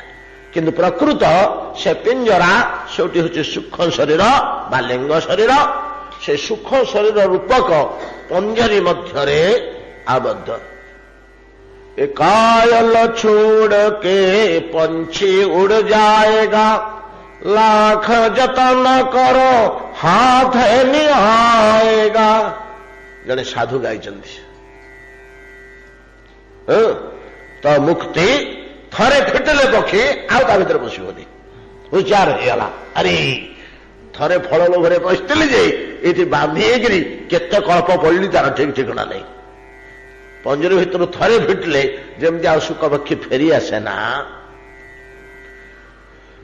तो शंकर पंथर गोटे सन्यास ग्रहण गोटे नियम अच्छी जो पद्धति अच्छी बड़ सुंदर पद्धति जति धर्म प्रदीपिका नामक शास्त्र रे वर्णना अच्छी तो जड़े सन्यासी हवा हेले कौन तार विधि विधान बहुत कथा अच्छी आम आलोचना करवानी परिशेष लास्ट को गुरु जहाँ को सन्यास प्रदान कर उत्साहजनक बाणी एक केसरी तुम्हें श्रृगाल नुह तुम्हें सिंह तुम्हें पिंजराबद्ध हो जाइछ तुम्हें सिंह तुम्हें पिंजराबद्ध भंग केसरी पिंजराबद्ध केसरी पिंजरा को निज बल भांगी ताऊर बाहरी आस एटा हूँ सन्यास गुरु आह्वान करेंगे शिष्य से पिंजरा को भांगी बाहर ता ना सन्यास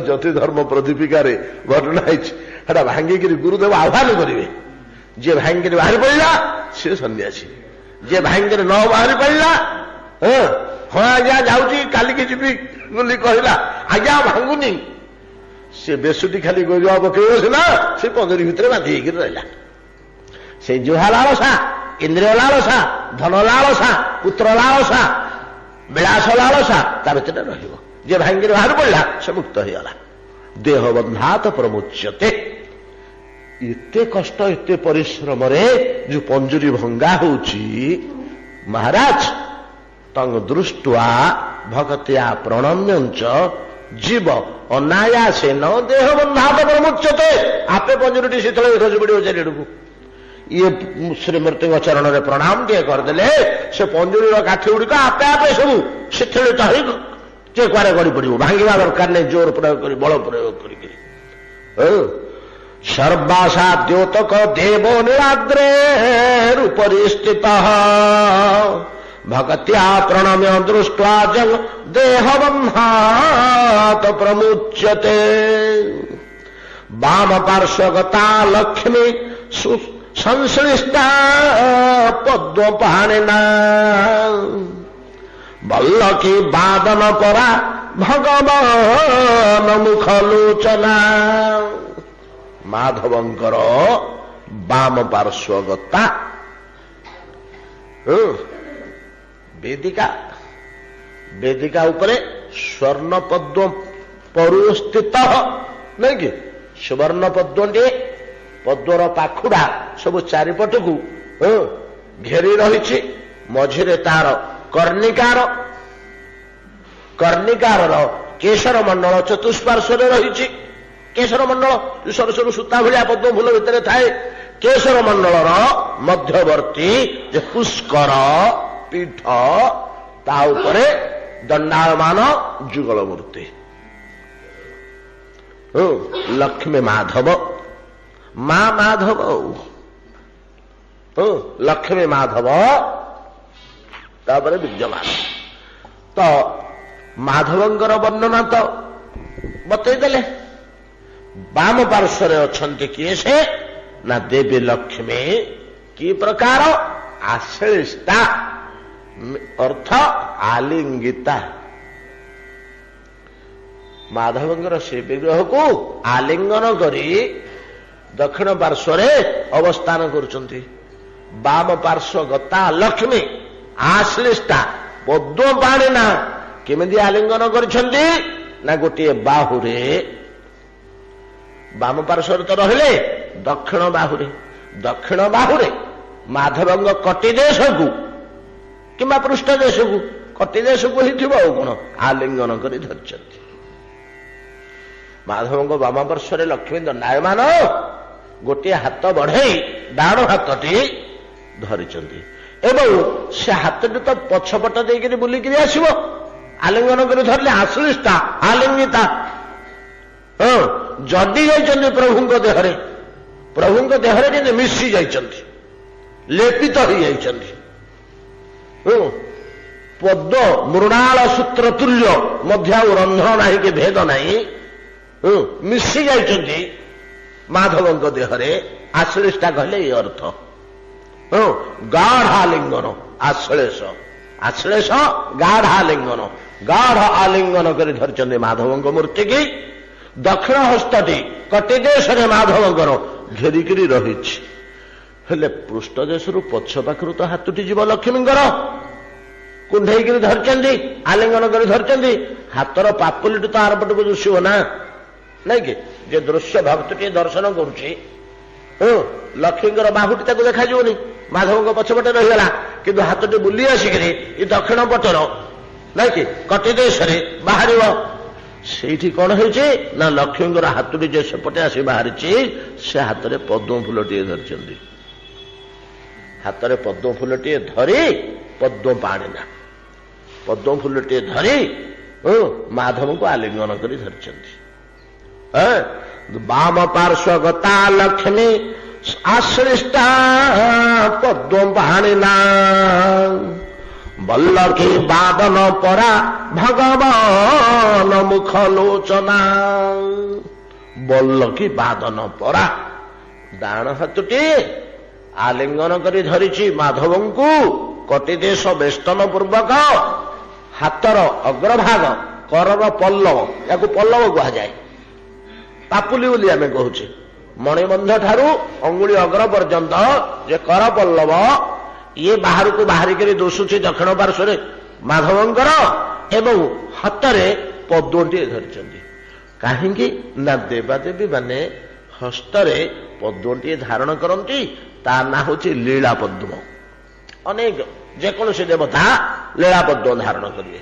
ଲୀଳା ପଦ୍ମ ଧାରଣ କରିବାର ସମୟ ଅଲଗା ପରମ ପ୍ରମୁଦିତ ଅବସ୍ଥା ପରମ ଆନନ୍ଦମୟ ଅବସ୍ଥାରେ ଦେବାଦେବୀ ମାନେ ଯେତେବେଳେ ଅବସ୍ଥାନ କରନ୍ତି ସେତେବେଳେ ଲୀଳା ପଦ୍ମ ଧରିଥାନ୍ତି ହାତରେ ପଦ୍ମଟିଏ ଧରିଥାନ୍ତି ଅନେକ ସବୁ ଦେବତାଙ୍କର ଅଧିକାର ଅଛି ତ ଲୀଳା ପଦ୍ମ ଧରିବେ ସେ ପଦ୍ମଟିଏ ଧରି ପଦ୍ମଟିଏ ହାତରେ ଧରିକରି ଯଦି ଅଛନ୍ତି ତାହେଲେ ବୁଝି ପକେଇବାକୁ ହବ ବିବିଧ ଭାବ ଭିତରୁ ତ କୁପିତ ବିଷାଦିତ ସ୍ତିମିତ ଚିନ୍ତିତ ତ ବିକ୍ଷିପ୍ତ ଚିତ୍ତ ଚଞ୍ଚଳ ଚିତ୍ତ ଭୟାର୍ଥ ଏମିତି ବିଭିନ୍ନ ଭାବ ଯୋଉ ରହିଛି ପଦ୍ମଟିଏ ଯଦି ହାତରେ ଅଛି ବୁଝିବାକୁ ହବ ଯେ ଏଟା ହଉଛି ପ୍ରମୁଦିତ ବଡ ଆନନ୍ଦ ମନରେ ବେଶ ସହଜ ପ୍ରଫୁଲ୍ଲିତ ଚିତ୍ତରେ ଅଛନ୍ତି ପ୍ରଭୁ ବର୍ତ୍ତମାନ ପ୍ରଫୁଲ୍ଲିତ ଚିତ୍ତରେ ଅଛନ୍ତି ଏଟା ବୁଝିବାକୁ ହୁଏ ପଦ୍ମ ଥିଲେ ହାତରେ ଆଶ୍ଳିଷ୍ଟା ପଦ୍ମ ପାଣି ନା ପଦ୍ମ ଫୁଲଟିଏ ହାତରେ ଧରି ଆଲିଙ୍ଗନ କରି ଧରିଛନ୍ତି ଦକ୍ଷିଣ ହସ୍ତରେ ବାଁ ହାତରେ ଦକ୍ଷିଣ ହାତଟି ଗଲା ମାଧବଙ୍କ ଧରେ ତ ଲକ୍ଷ୍ମୀ ସେଇ ପଦ୍ମ ପୁଷ୍ପ ପୁଷ୍କର ଉପରେ ପ୍ରଭୁଙ୍କ ପାର୍ଶ୍ୱରେ କୀଦୃଶ ଦଣ୍ଡାୟମାନ ବାମ ହସ୍ତରେ ବଲ୍ଲକି ବାଦନ ପରା ବୀଣାଟିଏ ଲଟିକିଛି ବଲ୍ଲକି କହିଲେ ବୀଣା ବଲ୍ଲକି ଶବ୍ଦର ଅର୍ଥ ହେଉଛି ବୀଣା ବୀଣାକୁ ବଲ୍ଲକି କୁହାଯାଏ ବଲ୍ଲକି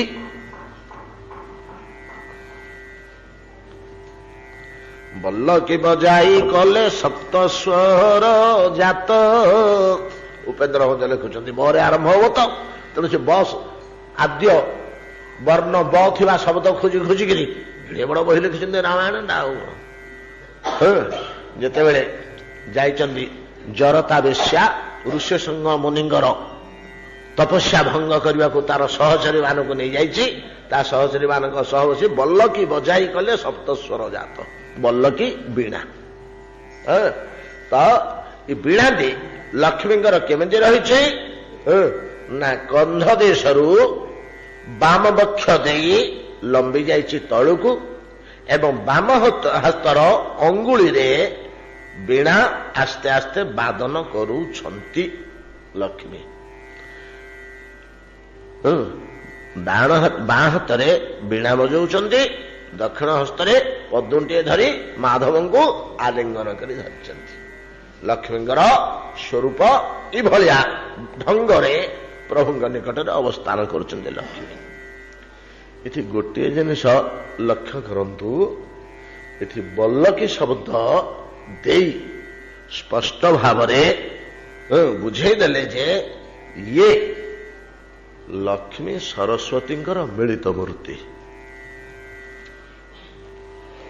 ଦିଟିଆକ ତତ୍ଵ ଏଠି ଅଛନ୍ତି ପ୍ରଭୁଙ୍କର ଦୁଇ ଶକ୍ତି ବୈକୁଣ୍ଠେଶ୍ୱରଙ୍କର ବୈକୁଣ୍ଠରେ ଦୁଇ ଶକ୍ତି ଏକା ଭାର୍ଯ୍ୟା ପ୍ରକୃତି ମୁଖରା ଦ୍ୱିତୀୟା ଆଶା ଚଞ୍ଚଳା ଯୋଡ଼େଇ ବାହା ହେଇଛନ୍ତି ନାରାୟଣ। ବର୍ଣ୍ଣନ ନାହିଁ ପ୍ରକୃତି ମୁଖରା ସରସ୍ୱତୀ। ଏ ଦୁଇଟି ଯାକ ଚେତ ଶକ୍ତି। ଚେତ ଶକ୍ତିଟା ଦି ଭାଗ ହେଇଛି, ଗୋଟିଏ ଐଶ୍ୱର୍ଯ୍ୟମୟୀ, ଗୋଟିଏ ଜ୍ଞାନମୟୀ। ଭଗବାନ ଯୋଉ ତିନି ଶକ୍ତି, ବିଷ୍ଣୁ ଶକ୍ତି ପରାପ୍ରୋକ୍ତା, କ୍ଷେତ୍ରଜ୍ଞାଖ୍ୟା ତଥା ପରା, ଅବିଦ୍ୟା କର୍ମସଜ୍ଞାନା, ତୃତୀୟା ଶକ୍ତିରୁଚ୍ୟତେ ସନ୍ଧିନୀ ସମ୍ବିତ ଲାଧିନୀ। ଏ ଯେ ତିନି ଶକ୍ତି, ଲାଧିନୀଟା ଯୋଗ ମାୟା, ତା କଥା ଅଲଗା, ତା କାମ ଅଲଗା।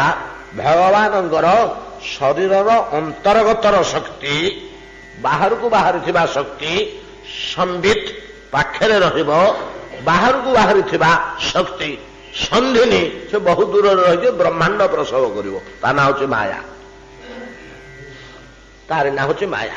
ସେ ଭଗବାନଙ୍କ ନିକଟକୁ ଯାଇପାରିବନି, ଟିକେ ଦୂରେଇକି ରହିବ। କୃଷ୍ଣ ସୂର୍ଯ୍ୟ ସମ ମାୟା ହନ ଅନ୍ଧକାର, ଜହା କୃଷ୍ଣ ତହା ନାହିଁ ମାୟାର ଅଧିକାର। ଯୋଉଠି ଆଲୋଟା ଜଳୁଛି, ଅନ୍ଧାରଟା ତା ପାଖକୁ ଯାଇପାରିବନି, ତାଠୁ 10-8 ଫୁଟ ଦୂରରେ ରହିବ। ଅନ୍ଧକାରଟା ଆଲୋକଠୁ କିଛି ଦୂରରେ ରହିବ, ନିକଟକୁ ଯାଇପାରିବନି। ତ ଭଗବାନଙ୍କ ଠାରୁ ମାୟା କିଛି ଦୂରରେ ରହିବ, ଭଗବାନଙ୍କ ତେଜମଣ୍ଡଳ ଭିତରକୁ ଆସିପାରିବନି। ଅନ୍ଧକାର ଯେପରି ଆଲୋକବର୍ତ୍ତିକାର ନିକଟବର୍ତ୍ତିନୀ ହେଇପାରେ ନା, 10-25 ଫୁଟ ଦୂରରେ ରହେ ଅନ୍ଧକାର, ମାୟା ଦୂରରେ ରହିବ। ଧାମନା ସ୍ୱେନ ସଦା ନିରସ୍ତ କୁହକମ ସତ୍ୟଂ ପରମ ଧୀମଇ। ନିରସ୍ତ କୁହକମ, କୁହକ କହିଲେ ମାୟା ଅନ୍ଧକାର, ନିରସ୍ତ ଦୂରେଇକିରି ରହେ, ଶରୀରର ଭିତରେ ରହିବ। ଲାଦିନୀ ଶକ୍ତି ଶରୀରର ବାହାରେ ରହିବ, ନିକଟବର୍ତ୍ତିନୀ ହେଇ ସମ୍ବିତି ଶକ୍ତି ଶରୀରଠୁ ବାହାରେ ରହିବ ଭଗବାନଙ୍କର। ସନ୍ଧିନୀ ଶକ୍ତି ଦୂରରେ, ନିକଟବର୍ତ୍ତିନୀ ନୁହଁ। ନିକଟରେ ରହିବ କଣ ସନ୍ଧିନୀ ଶକ୍ତି। ଲାଦିନୀ ଶକ୍ତି ବାହାରକୁ ବାହାରିବନି, ଦେହ ଅଙ୍ଗ ଭିତରେ ରହିବ। ଏମିତି ତିନି ଶକ୍ତି ଯେ ଈଶ୍ୱରଙ୍କର ନିର୍ଣ୍ଣୟ କରୁଛନ୍ତି ଦାର୍ଶନିକ ଗଣ। ଏ ସମ୍ବିତ ଶକ୍ତି, ସମ୍ବିତ ଶକ୍ତିରେ ଦୁଇ ଭାଗ ହେଇଛି, ଗୋଟିଏ ଐଶ୍ୱର୍ଯ୍ୟମୟୀ, ଗୋଟିଏ ଜ୍ଞାନମୟୀ। ଜ୍ଞାନମୟୀ ହେଲେ ସରସ୍ୱତୀ, ଐଶ୍ୱର୍ଯ୍ୟମୟୀ ହେଲେ ଲକ୍ଷ୍ମୀ। କାହିଁକି ନା ଶକ୍ତିର ଦୁଇଟା କାମ। ମନୁଷ୍ୟମାନଙ୍କୁ ଐଶ୍ୱର୍ଯ୍ୟ ପ୍ରଦାନ କରିବ, ଶ୍ରୀ ତେଜ ଆୟୁ ଶସ୍ୟ ବସ୍ତ୍ର ଭୂଷଣ, ତ ସ୍ୱଚ୍ଛ ମନ, ଏଗୁଡାକ ହେଲା ଐଶ୍ୱର୍ଯ୍ୟ। ଏଗୁଡାକ ଥିଲେ କଣ ହବ? ଯଦି ଜ୍ଞାନ ନଥିବ ଏଗୁଡାକର ମୂଲ୍ୟ ବୁଝି ହବନି। ଯଦି ଜ୍ଞାନ ନଥିବ ଏଗୁଡାକର ମୂଲ୍ୟ ବୁଝି ହବନି। ଅଜ୍ଞାନୀ ପାଖରେ ଗୁଡ଼ିଏ ଧନ ସମ୍ପତ୍ତି ଆସି ପହଞ୍ଚିଲେ ସେ ସେଟା କୁଚ୍ଛିତ କର୍ମରେ ବିନିଯୋଗ କରିବ। ଗୋଟେ ଅଜ୍ଞାନୀ ଲୋକଟେ ସେ କୁଚ୍ଛିତ କର୍ମରେ ବିନିଯୋଗ କରିବ। ଜ୍ଞାନୀ ଲୋକ ପାଖରେ ଯଦି ଧନ ସମ୍ପତ୍ତି ଆସି ପହଞ୍ଚେ ସେଟାକୁ ସତ୍କର୍ମରେ ବିନିଯୋଗ କରିବ। ଅନ୍ତତଃ ଯଦି ସତ୍କର୍ମରେ ବିନିଯୋଗ ନ କଲା ସଞ୍ଚୟ ଅନ୍ତତଃ କରିବ, ବିନିଯୋଗ କରିବନି, ଦୁରୁପଯୋଗ କରିବନି। କିନ୍ତୁ ଦୁଷ୍ଟ ଲୋକ ପାଖରେ ବା ଅଜ୍ଞାନୀ ପାଖରେ ଯଦି ଅବିବେକୀ ଆସି ପହଞ୍ଚିଗଲା ଧନ, ସେ ଧନ ମଧ୍ୟରେ ଦରପାନ୍ଧ ହେଇ ନାନା କୁକର୍ମରେ ସମାଜର ଜୀବଜଗତର ଅକଲ୍ୟାଣ ପାଇଁ ସେ ତାକୁ ବିନିଯୋଗ କରିଦେବ। କାହିଁକିନା ତାର ଜ୍ଞାନର ଅଭାବ। ଜ୍ଞାନର ଅଭାବ ହେଇଗଲେ ଐଶ୍ୱର୍ଯ୍ୟର ମୂଲ୍ୟ ରହେ ନା, ଐଶ୍ୱର୍ଯ୍ୟର ଦୁରୁପଯୋଗ ହେଇଯାଏ। ତେଣୁ ଜ୍ଞାନ ଆଉ ଐଶ୍ୱର୍ଯ୍ୟ, ଲକ୍ଷ୍ମୀ ଆଉ ସରସ୍ୱତୀ ଏ ଉଭୟ ନାରାୟଣଙ୍କ ନିକଟରେ ଶକ୍ତି ରୂପିଣୀ, ଶ୍ରୀ ରୂପିଣୀ ଓ ଜ୍ଞାନ ରୂପିଣୀ ଅବସ୍ଥାରେ ଥାନ୍ତି। ଏ ଦୁଇଟାକୁ ଯୋଡ଼ିଆ ମୂର୍ତ୍ତିରେ ଆମେ ଅନୁଭବ କରୁ। ଏ ଦୁଇଟି ମୂର୍ତ୍ତିକି ଏକତ୍ର କରି ସମ୍ବିତ ଶକ୍ତି ଯାଇଥାଏ। ଯେହେତୁ ବୀଣା ଆଉ ପଦ୍ମ ଦୁଇ ହାତରେ ରହିଲା ଲକ୍ଷ୍ମୀଙ୍କର, ଏଟା ସମ୍ବିତ ଶକ୍ତି। ସରସ୍ୱତୀ ଓ ଲକ୍ଷ୍ମୀ ଏକତ୍ର ଏକମୟୀ, ଏ ଲକ୍ଷଣ ଏଠି। କାହିଁକିନା ସରସ୍ୱତୀଙ୍କର ଚିହ୍ନ ନିଦର୍ଶନ ହେଲା ବୀଣା, ନାଇଁ କି? ସରସ୍ୱତୀ ବୀଣା ଧାରଣ କରି ବୀଣା ପୁସ୍ତକ ରଞ୍ଜିତ ହସ୍ତ ଆଉ ସବୁବେଳେ ତାଙ୍କ ହାତରେ ବୀଣାଟିଏ ରହିବ। ଅତଏବ ବଲ୍ଲକୀ ବାଦନ ପରା ଭଗବାନ ମୁଖ ଲୋଚନା। ଆଉ ସେ କଣ କରିଛନ୍ତି ନା ନିରନ୍ତର ମୁହଁଟି ମାଧବଙ୍କ ଆଡକୁ ରହିଛି ଓ ଚକ୍ଷୁ ଦୁଇଟି କେବଳ ନିରନ୍ତର ସ୍ଥିର ଭାବରେ ମାଧବଙ୍କ ମୁହଁକୁ ଚାହୁଁଛି। ଭଗବତ ମୁଖ ଲୋଚନା। এই ଅବସ୍ଥାରେ ଲକ୍ଷ୍ମୀ ଅଛନ୍ତି। ଜାବୁଡି କରି ଧରିଛନ୍ତି ଦକ୍ଷିଣ ହସ୍ତରେ, ପଦ୍ମଟିଏ ଅଙ୍ଗୁଳି ଅଗ୍ରରେ ଧରିଛନ୍ତି, ବାଁ ହାତରେ ବୀଣାଟିଏ ଜାକି ତାକୁ ବାଦନ କରୁଛନ୍ତି, ତାକୁ ନାଦିତ କରୁଛନ୍ତି, ବଜଉଛନ୍ତି। ବଲ୍ଲକି ବାଦନ ପରା ଅର୍ଥାତ ବାଜୁଛି ବୀଣାଟା। ପ୍ରଭୁଙ୍କ ପ୍ରୀତ୍ୟର୍ଥେ ବୀଣାର ମଧୁର ତାନ ସୃଷ୍ଟି କରୁଛନ୍ତି ଏବଂ ମୁହଁଟି ଅଛି, ନୟନ ଯୋଡ଼ିକ ଅଛି, ମୁହଁ ବୁଲେଇ ପ୍ରଭୁଙ୍କ ଶ୍ରୀମୁଖକୁ, ସୁନ୍ଦର ଶ୍ରୀମୁଖକୁ ଅପଲକ ନୟନରେ ଦୃଷ୍ଟିପାତ କରୁଛନ୍ତି। ମୁହଁ ସବୁ ଫେରୁନି, ଗୋଟିଏ ଅବସ୍ଥାରେ ଅଛନ୍ତି। ଭାଗବତ ମୁଖ ଲୋଚନା ବାମ ପାର୍ଶ୍ୱଗତା ଲକ୍ଷ୍ମୀ ଆଶ୍ଳିଷ୍ଟା ପଦ୍ମପାଣିନା ବଲ୍ଲକି ବାଦନ ପରା ଭଗବାନ ମୁଖ ଲୋଚନା ସର୍ବଲାବଣ୍ୟ ବସତି ସର୍ବାଳଙ୍କାର ଭୂଷିତା ତାବ ପଶ୍ୟଂ ହି ଜଗତ ପିତରାବଚଳ ସ୍ଥିତ ତୁଷ୍ଣୀଭୂତ ସ୍ମେର ଦୃଶ୍ୟାନ୍ ଗୃହ୍ଣନ୍ତ ଚ ପଶ୍ୟତଃ। ମହାରାଜ ଇନ୍ଦ୍ରଦମ୍ନ ଏଇ ଯୋଉ ଲକ୍ଷ୍ମୀ ଦଣ୍ଡାୟମାନା ମାଧବଙ୍କ ପାର୍ଶ୍ୱବର୍ତ୍ତିନୀ ଲକ୍ଷ୍ମୀ ସର୍ବଲାବଣ୍ୟ ବସତି। ଏଇ ଜଗତରେ କବିମାନଙ୍କ ଦ୍ୱାରା ବର୍ଣ୍ଣନା କରାଯାଉଥିବା ତ କାମିନୀ କମନୀୟ ତାର ଯେତେ ଲାବଣ୍ୟ, ସ୍ତ୍ରୀ ଶୋଭା, ରମଣୀୟା ରମଣୀର ଶୋଭା, କମନୀୟ କାମିନୀର ଶୋଭା, ଲାବଣ୍ୟମୟୀ ତରୁଣୀର ଶୋଭା, ଯାହା ସବୁ କବିମାନେ ବର୍ଣ୍ଣନା କରନ୍ତି, ମୁଖ ନାସିକାଦିକ ଶୋଭା, ସବୁତକ ଶୋଭାର ବସତି ସ୍ଥଳ ଏ ଲକ୍ଷ୍ମୀ ବିଗ୍ରହ, ସବୁତକ ଶୋଭାର ବସତି ସ୍ଥଳ। ଯାହା ଆପଣ ଚାହିଁବେ ସେ ଶରୀରରେ ଅଛି। କପୋଳ, କେଶ, ଅଳକ ଇତ୍ୟାଦିଠୁ ଆରମ୍ଭ କରି ଯେତେ ପ୍ରକାର ଲାବଣ୍ୟ ଶାସ୍ତ୍ରରେ ବର୍ଣ୍ଣନା ହେଇଛି, ସବୁତକ ଲାବଣ୍ୟ ଭରପୁର ଶ୍ରୀମୂର୍ତ୍ତି ଦେହରେ। এই ପ୍ରକାର ଭାବରେ ସର୍ବଲାବଣ୍ୟ ବସତି ସର୍ବାଳଙ୍କାର ଭୂଷିତା ଏବଂ ଆପାଦ ମସ୍ତକ ଶିଳ୍ପୀଗଣ ଯେତେ ପ୍ରକାରର ଅଳଙ୍କାରର କଳ୍ପନା କରିଛନ୍ତି, ନିର୍ମାଣ କରନ୍ତି, କୋଉଟା ପାଦରେ ପିନ୍ଧି ହବ, କୋଉଟା ଅଙ୍ଗୁଳିରେ ପିନ୍ଧି ହବ, କୋଉଟା କଟିରେ ପିନ୍ଧି ହବ, କୋଉଟା ଗ୍ରୀବାରେ ପିନ୍ଧିବାକୁ ହବ, କୋଉଟା କପୋଳରେ ପିନ୍ଧିବାକୁ ହବ, କୋଉଟା କେଶରେ ପିନ୍ଧିବାକୁ ହବ, ସକଳ ପ୍ରକାରର ଆଭରଣ, ସକଳ ଲାବଣ୍ୟ ସହ ସକଳ ଆଭରଣ ଯୁକ୍ତା ସା ଲକ୍ଷ୍ମୀ ସ ମାଧବ। ମହାରାଜ ଏ ଦୁଇ ଜଣ କିଏ ଜାଣନ୍ତି? ଏ ଦୁଇ ଜଣ କିଏ ଜାଣନ୍ତି? ଜଗତ ପିତରଉ, ଏ ଜଗତର ବାପ ମା। ଜଗତ ପିତରଉ କୋଟି କୋଟି ଜୀବ, କେବଳ ମନୁଷ୍ୟ ନୁହନ୍ତି, ଦେବତା ଯକ୍ଷ ରକ୍ଷ ନୁହନ୍ତି, ତ ବ୍ରହ୍ମଲୋକବାସୀ, ତପଲୋକବାସୀ, ଜନଲୋକବାସୀ କେବଳ ନୁହନ୍ତି, କୀଟ ପତଙ୍ଗ, ସରୀସୃପ, ତରୁଲତା ନୁହନ୍ତି, କେବଳ ଯେତେ ଜୀବ ସମ୍ଭବ ଏ ସମସ୍ତଙ୍କର ପିତା ଆଉ ମାତା ଏ ଦି ଜଣ ନା। କେମିତି ହୋ ଯୋଡେ ଲୋକ ଏତେ ପିଲା ଜନ୍ମ କରିବେ? କେମିତି ପିତା ମାତା? ମମ ଯୋନି ମହତ ବ୍ରହ୍ମ ତସ୍ମିନ୍ ଗର୍ଭ ଦଦାମ୍ୟହମ୍ ସମ୍ଭବ ସର୍ବଭୂତାନାଂ ତତୋ ଭବତି ଭାରତ। ଗୀତାରେ ଯେ ଭଗବାନ କହିଲେ, ମୁଁ ହଉଛି ବିଶ୍ୱର ଏକମାତ୍ର ପିତା, ଏ ଯେତେ କୋଟି ଜୀବ ତମେ ଦେଖିବାକୁ ପାଉଛ, ଅନନ୍ତ ଜୀବ, ଏମାନେ ସମସ୍ତେ ମୋର ସନ୍ତାନ। ପ୍ରଭୁ ଗୁଡା ସବୁ ଆପଣଙ୍କ ପିଲା ନା? ଅଣ୍ଡା ଗୁଡାକ ନା? ସେଗୁଡାକ ମଧ୍ୟ ସାପ, ଚଢେଇ ଇତ୍ୟାଦିଙ୍କର ଅଣ୍ଡା ଗୁଡାକ ମଧ୍ୟ ମୋ ପିଲା, ଆମେ ଜନ୍ମ କରୁଛୁ। କେମିତି ଜନ୍ମ କଲେ? ନା ମମ ଯୋନି ମହତ୍ ବ୍ରହ୍ମ, ଏ ପ୍ରକୃତି ରୂପିଣୀ, ୟା ଗର୍ଭରେ ମୁଁ ବୀର୍ଯ୍ୟାଧାନ କରନ୍ତେ କୋଟି କୋଟି ଜୀବ, ଇଏ ହିଁ ପ୍ରସବ କରେ। ଆମେ ହଉଛୁ ଜଗତର ପିତା ମାତା। ଜଗତ ପିତରଉ, କୋଟି ବ୍ରହ୍ମାଣ୍ଡର ଜନକ ଜନନୀ, ଜଗତ ପିତା ଜଗତ ଜନନୀ ନୀଳାଦ୍ରି ଶିଖରରେ ଏତାଦୃଶ ଭାବରେ ବିରାଜମାନ କରୁଛନ୍ତି।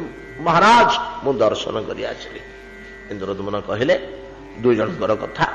परवर्ती कौन कहते आसंता काली देखा समय हो गलानी एतिके आज भावत विश्राम करूँ भजनिताय गौर राधे श्याम जप हरे कृष्ण हरे राम भजनिताय गौर राधे श्याम जप हरे कृष्ण हरे राम भज